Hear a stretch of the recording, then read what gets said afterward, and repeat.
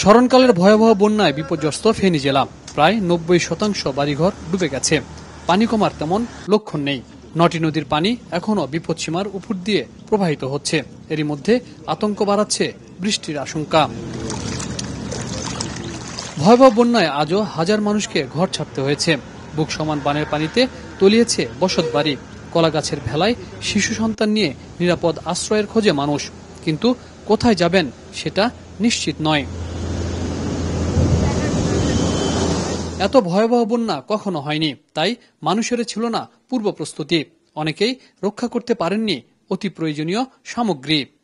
বাকি ঘরগুলো তো এক মান্দা পানি, এক গিরা পানি, এই সব এখন এখানে আছে।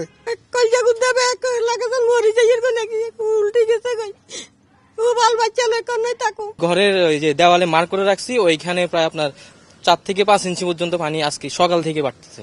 শিশু খাদ্য সহ বিভিন্ন এলাকায় খাবার সংকট তীব্র। চলাচলে কোনো উপায় না থাকায় খাবার সংগ্রহ করতে পারছেন না বানভাসী মানুষ। আমাদের ঘরের অবস্থা প্রায় অনেকে খারাপ, আমাদের সবাই আশ্রয়কেন্দ্রে চলে গেছে।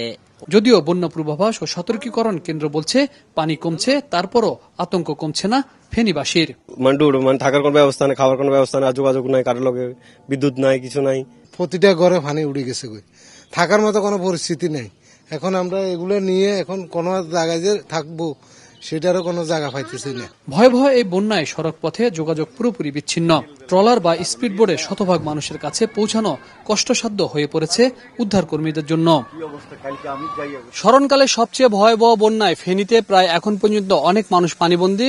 এই পানিবন্দিতে কত মানুষ এখন পর্যন্ত জীবন ঝুঁকিতে রয়েছে তার সঠিক কোনো তথ্য নেই, কারণ যোগাযোগ পুরোটাই বিচ্ছিন্ন।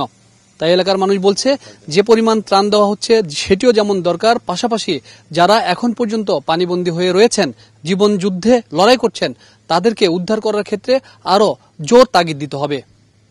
হাবিব রহমান, 71, ফেনী।